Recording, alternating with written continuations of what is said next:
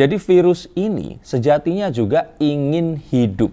Dia itu juga surviving. Maka yuk kita menjadi lebih pintar, mencari tahu dan langsung tidak berapriori atau suuzon terlebih dahulu. Banyak ketakutan tapi ternyata kita bisa lalui. Dan ini akan jauh lebih mild kalau menurut saya.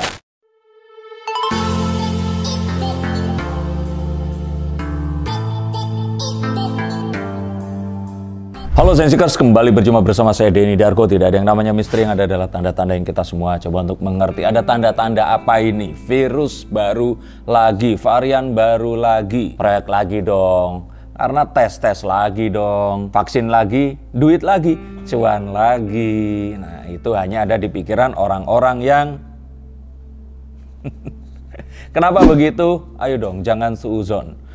Kalian ini terlalu, kalau saya bilang itu dibodohi oleh internet bubble filter. Terlalu percaya dengan konspirasi yang seperti itu. Apakah memang ada proyek seperti itu? Ya mungkin ada. Tapi saat diumumkan sesuatu oleh pemerintah, terus ujuk-ujuk tanpa riset, cari tahu, keluar aja seperti itu, ngasih tahu ke orang sebelahnya, yang dikasih tahu orangnya juga istilahnya nggak mau cari info yang lainnya, akhirnya gampang percaya dan ini menyebar. Akhirnya terus nanti penyakitnya menyebar dan itu sebenarnya yang membuat wabah ini terjadi sebenarnya. Kenapa seperti itu?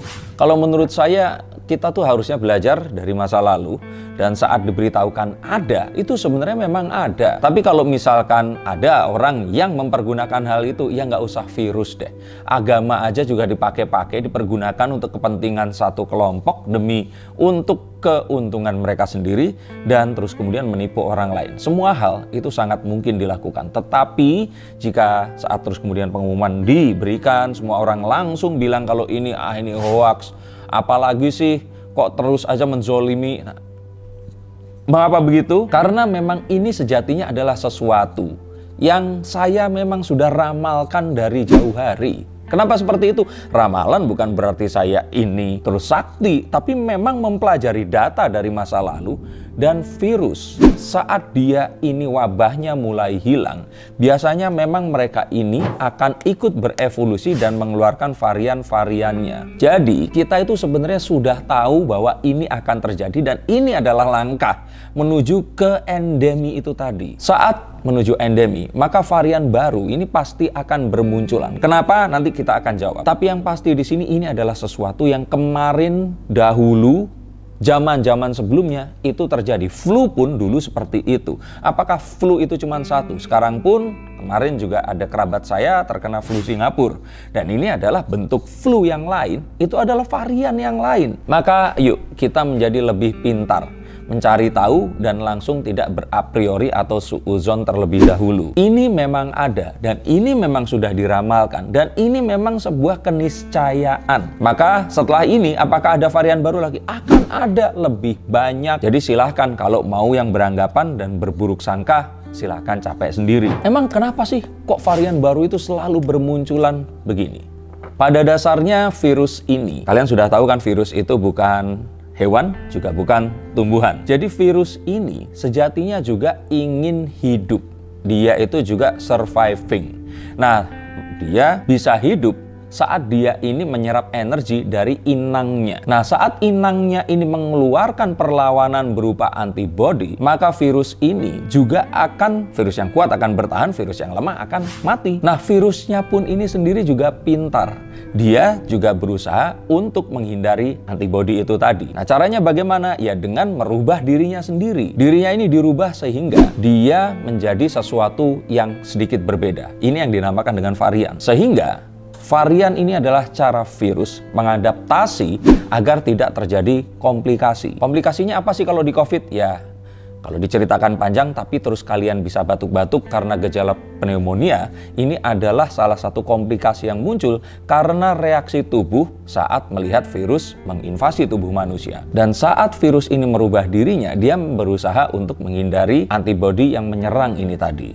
Nah, artinya apa? Saat virus ini sudah merubah dirinya, dia secara kreatif ini merubah dirinya, maka manusia pun juga merubah dirinya untuk mengetahui bahwa virus ini adalah sesuatu yang akan mengganggu. Maka ini adalah proses yang niscaya sedang terjadi saat ini. Dan jika ini terus terjadi, semakin banyak variannya, artinya kita semakin menuju ke endemi. Nah, saat endemi ini sudah kita lalui, maka semua akan normal seperti dahulu lagi.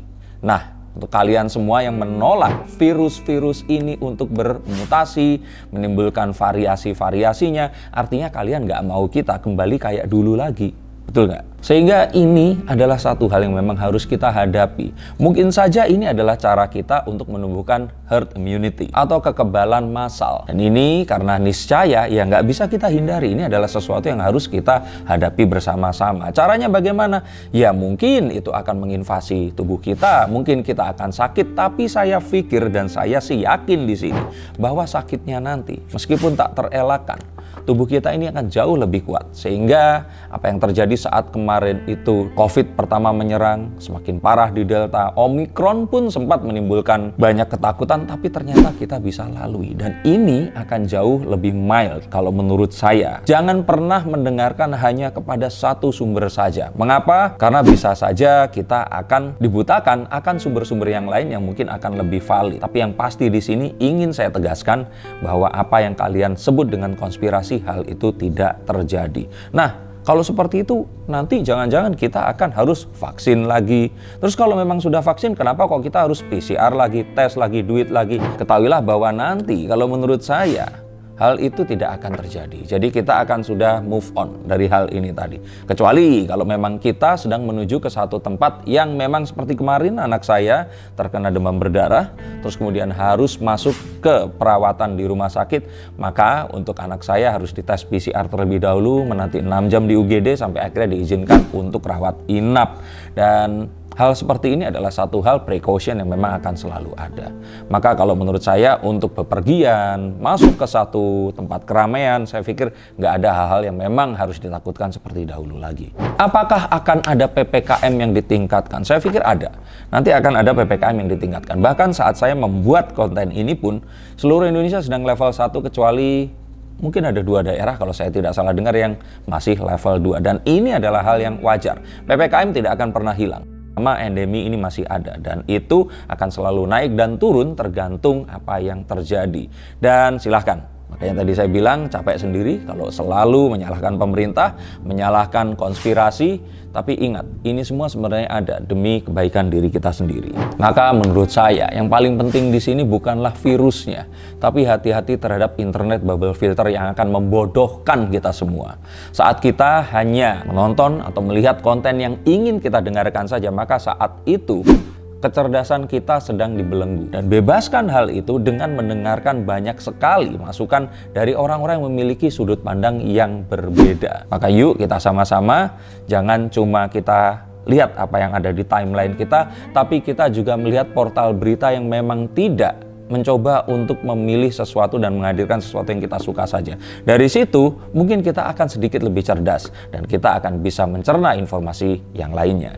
Bahkan kalau menurut saya gara-gara kita berpikir seperti ini, kita menjadi lupa terhadap penyakit yang dari dulu itu selalu menghantui kita. Demam berdarah, malaria, tifus, dan juga yang lainnya. Maka tetap waspada, kesehatan kita tidak hanya untuk memerangi virus COVID-19, tapi nyatanya hal itu ada. Dan penyakit-penyakit ini masih akan terus mengintai kita. Dan jika nanti akan lebih banyak berita yang menghadirkan tentang penyakit-penyakit yang akan baru, saya sarankan juga jangan langsung percaya atau tidak percaya, tapi lakukan riset kalian. Dan pastikan kalau kalian ingin mendapatkan informasi, pastikan sumber kalian terpercaya. Kalau di YouTube ada juga tanda centangnya, begitu pula di Instagram, atau kalian coba percaya kepada media yang resmi saja. Yang sangat miris adalah saat saya membaca berita kemunculan ini di media seperti Kompas, orang-orang sudah tidak percaya lagi. Lalu kalau kalian tidak percaya, kalian mau percaya apa? Maka semoga Tuhan melindungi tidak hanya kesehatan fisik kita, tapi juga kewarasan mental kita agar kita tidak terbawa oleh berita bohong, kebencian kita, dan a priori terhadap satu hal yang sebenarnya itu tidak pernah terjadi. Terima kasih, dan untuk kalian yang dibacakan kartunya silahkan hubungi nomor di bawah ini. Sampai jumpa dan salam.